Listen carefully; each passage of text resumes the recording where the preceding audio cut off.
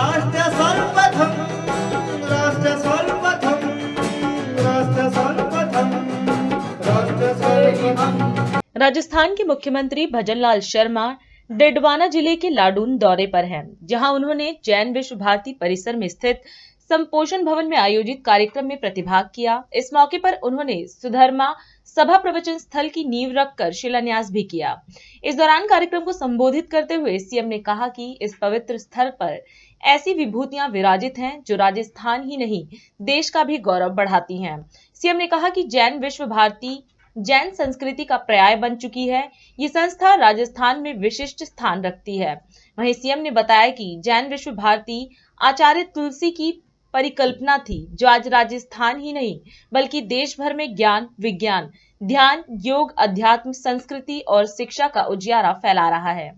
लाडू में सुधर्मा सभा स्थल के शिलान्यास कार्यक्रम में मेरे पूजा योग बुजुर्गों, नौजवान दोस्तों और मेरी माता बहनों, सबसे पहले तो मैं आप सभी को नमन करता हूं, आपको प्रणाम करता हूं, आप सभी को जय जिनेन्द्र करता हूं।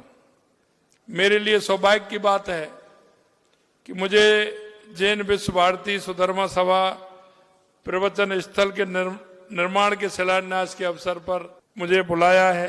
आज इस पवित्र धरा पर ऐसी विभूतियां विराजित हैं जो राजस्थान ही नहीं बल्कि देश का गौरव बढ़ाने का काम भी करती हैं।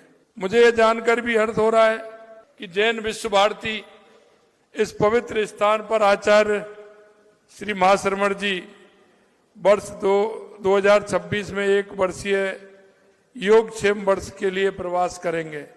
ये मेरे साथ ही संपूर्ण प्रदेश के लिए मंगलकारी होगा, क्योंकि अभी अभी मैं चुनावों के समय मेरा महाराष्ट्र के अंदर जाना हुआ, औरंगाबाद, संभाजी नगर, महाराज जी से मिलना हुआ।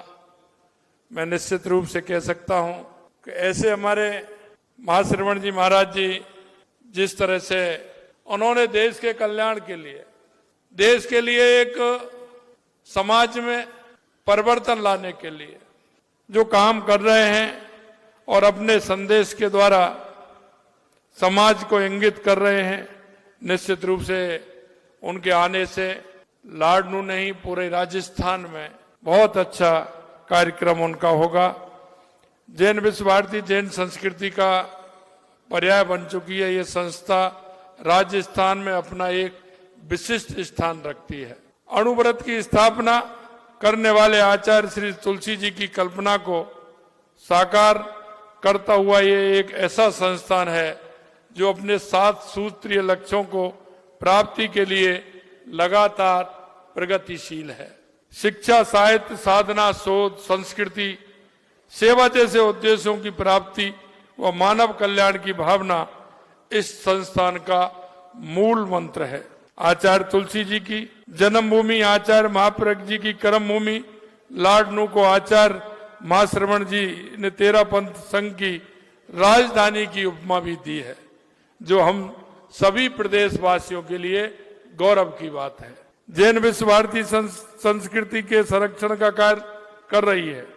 मुझे ये जानकर गर्व हुआ कि यहाँ प्राचीन भाषाओं और लिपियों का भी संरक्षण किया जा रहा है, क्योंकि हमारी जो विधाएं है, हमारी उस पुरानी विधा के बारे में यहाँ शोध हो रहा है। अनुसंधान जैसे कार्य गुरुकुलवास के वातावरण में किए जा रहे हैं। आचार्य तुलसी जी ने इस अभ्यारण्य की भी संज्ञा दी थी, जहां प्रत्येक जीव अभय होकर रह सकता है।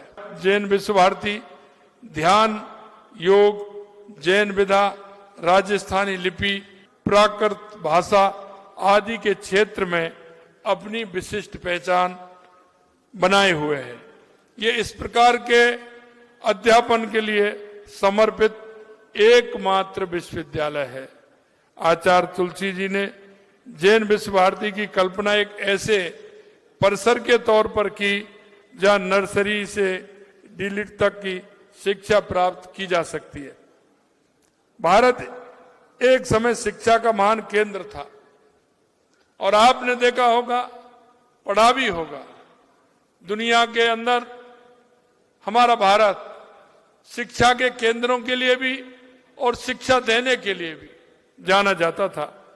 नालंदा जैसे विश्वविद्यालयों में देश विदेश के विद्यार्थी शिक्षार्थी शिक्षा पर प्राप्त करने के लिए आते थे।